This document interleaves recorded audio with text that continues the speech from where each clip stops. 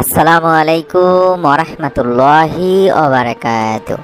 আলহামদুলিল্লাহ, আজ আমি আপনাদের সামনে একটি ছোট্ট ভিডিও নিয়ে হাজির হয়েছি। যে ভিডিওটিতে আমি আলোচনা করব নামাজের সিজদায় মাথা রেখে সেই সময় যদি একটি ছোট্ট দোয়া বা আমল করেন তাহলে ইনশাআল্লাহ আল্লাহ তাআলা আপনাকে রিজিকের কোনো সমস্যায় ভোগাবেন না, আপনার জীবনে কখনো অভাব আল্লাহ তাআলা দিবেন না। আমি অনুরোধ করব অত্যন্ত গুরুত্বপূর্ণ ভিডিওটি অবশ্যই সম্পূর্ণ দেখার। যারা এই মুহূর্তে ভিডিওটি দেখছেন তাদের কাছে আশা করব এই ভিডিওটিতে একটি লাইক পাওয়ার এবং চ্যানেলটি সাবস্ক্রাইব করে বেল বাটনটি অন করে রাখার।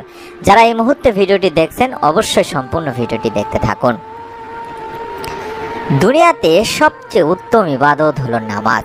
এর প্রতিটি রুকুন আদায় করতে হবে ধীর স্থিরভাবে, আর প্রতিটি রুকুনে রয়েছে মাসনুন সব দোয়া।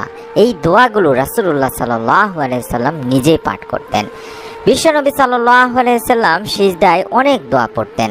নামাজের মধ্যে বান্দার যে জিনিসটি মহান রব্বুল আলামিন আল্লাহ তাআলার সবচেয়ে পছন্দনীয় সেটি হলো সিজদা, আর সিজদায় দোয়া কবুল হয়। নবী করিম সাল্লাল্লাহু আলাইহি ওয়াসাল্লাম বলেন, বান্দা যখন সিজদারত থাকে তখন সে তার রবের সবচেয়ে নিকটবর্তী অবস্থায় থাকে বা নিকটবর্তী হয়।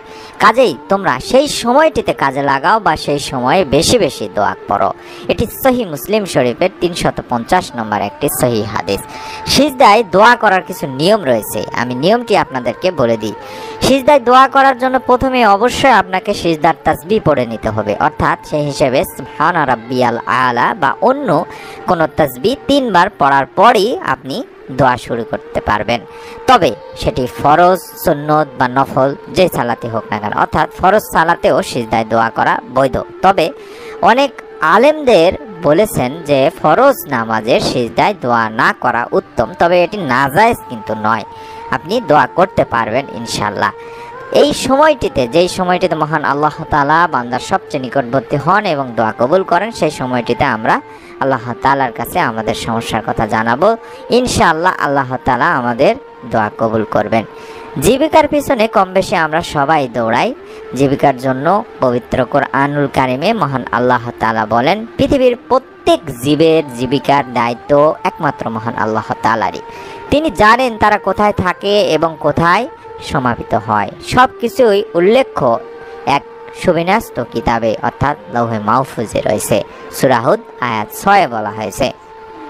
এই আয়াতের তাফসিরের প্রথম অংশে বলা হয়েছে দুনিয়ায় বিচরণকারী সবার রিজিকের দায়িত্ব মহান আল্লাহ তাআলার। আয়াতের এই অংশে বলা হয়েছে দুনিয়ার রিজিক নির্ধারিত সময়ের জন্য মানুষের স্থায়ী ও অস্থায়ী একাধিক আবাসস্থল আছে। দুনিয়াটাই হচ্ছে অস্থায়ী আবাসস্থল আর আখিরাত হচ্ছে স্থায়ী আবাসস্থল। উভয়ের অধিবাসীদের সম্পর্কে মহান আল্লাহ তাআলার সুনির্দেশ অভিহিত রয়েছে। আল্লাহ তাআলাই রিজিক দাতা, এই কথা মুসলমান মাত্র বিশ্বাস করেন।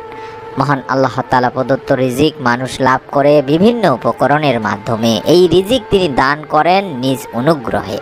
অনেকে মনে করেন জীবিকার ব্যবস্থা হয় চাকরি, ব্যবসা বা চাষাবাদের মাধ্যমে, কিন্তু পবিত্র কোরআনুল কারিমের ঘোষণা হলো রিজিকের সিদ্ধান্ত হয় আসমানে। মহান আল্লাহ তাআলা বলেন, আকাশে রয়েছে তোমাদের রিজিক ও প্রতিশ্রুত সব কিছু। সূরা জারিয়াত আয়াত 22 বলা হয়েছে। রিজিক বৃদ্ধির জন্য আপনাদেরকে বেশি বেশি দোয়া করতে হবে। বিশেষ করে সিজদারত অবস্থায় আপনারা এই ছোট্ট দোয়াটি বেশি বেশি করতে পারেন।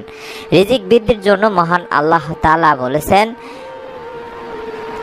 অতঃপর বলছি তোমরা তোমাদের প্রতিপালকের কাছে ক্ষমা প্রার্থনা করো, নিশ্চয়ই তিনি অত্যন্ত ক্ষমাশীল। তিনি তোমাদের জন্য প্রচুর বৃষ্টিপাত করবেন এবং তিনি তোমাদেরকে ধন সম্পদ ও সন্তান সন্ততি দ্বারা সমৃদ্ধ করবেন এবং তোমাদের জন্য উদ্যান স্থাপন করবেন এবং প্রবাহিত করবেন নদী নালা। সূরা নূর আয়াত 10 থেকে 12 বলা হয়েছে। পবিত্র কোরআনের দিক নির্দেশনার আলোকে বোঝা যায় রিজিকে বরকত লাভের কোরআনী আমল হলো মহান আল্লাহ তাআলার কাছে বেশি বেশি ক্ষমা প্রার্থনা করা। যারা নিয়মিত বেশি বেশি ইস্তেগফার পড়বে তাদের জন্য রিজিকের দরজা উন্মুক্ত হয়ে যাবে। সুবহানাল্লাহ। আমরা বেশি বেশি সবসময় আস্তাগফিরুল্লাহ পড়ার চেষ্টা করব ইনশাআল্লাহ। এছাড়াও আপনারা পড়তে পারেন আস্তাগফিরুল্লাহাল আযীম আল্লাযী লা ইলাহা ইল্লা হুয়াল হাইয়ুল কাইয়ুম ওয়া আতুবু ইলাইহি, এটিও আপনারা পড়তে পারেন। রাসূলুল্লাহ সাল্লাল্লাহু আলাইহি ওয়াসাল্লাম বলেছেন, যেই ব্যক্তি এই দোয়া পড়বে মহান আল্লাহ তাআলা তাকে ক্ষমা করে দিবেন, যদিও সে জিহাদের ময়দান থেকে পলায়ন করার মতো অপরাধীও হয়। তিরমিজি, আবু দাউদ, মিশকাত শরীফের একটি হাদিস। তাই আমরা অবশ্যই সিজদায় গিয়ে বেশি বেশি অন্তত সিজদার তাসবিহ পড়ে আস্তাগফিরুল্লাহ বেশি পড়ার চেষ্টা করব, আল্লাহুম্মা গফিরলি এগুলো বেশি পড়ার চেষ্টা করব। ইনশাআল্লাহ আল্লাহ তাআলা আপনাকে মাফ করে দিবেন, আপনার রিজিকের বরকত লাভ করবেন ইনশাআল্লাহ। আমি আমার সম্মানিত দিনী ভাই বোনদেরকে অনুরোধ করব, আমলটি করে দেখুন। আল্লাহ তাআলা চাহে তো আপনার রিজিকের সমস্যা আর থাকবে না, রিজিক বৃদ্ধি পাবে ইনশাআল্লাহ। আল্লাহ তাআলা আপনার পরিবার থেকে অভাব দূর করে দিবেন। সম্মানিত দিনী আমল চ্যানেলের দিনী ভাই বোনেরা, আপনাদেরকে অনুরোধ করব অবশ্যই আমাদের চ্যানেল থেকে রিজিক লাভের বা রিজিক বৃদ্ধির দোয়া, আমল, ওজিফাগুলো দেখে নেওয়ার জন্য আমি অনুরোধ করব। যারা এই ভিডিওটি দেখলেন তারা অবশ্যই আপনার নিকট আত্মীয় স্বজনদের কাছে ভিডিওটি শেয়ার করে দিবেন এবং ভিডিওটিতে একটি লাইক দিয়ে চ্যানেলটি সাবস্ক্রাইব করে রাখবেন নতুন ভিডিও পাওয়ার জন্য। আল্লাহ তাআলা আমাদের সকলকে রিজিকে বরকত দান করুন, আমিন। আসসালামু আলাইকুম ওয়া রাহমাতুল্লাহি ওয়া বারাকাতুহু।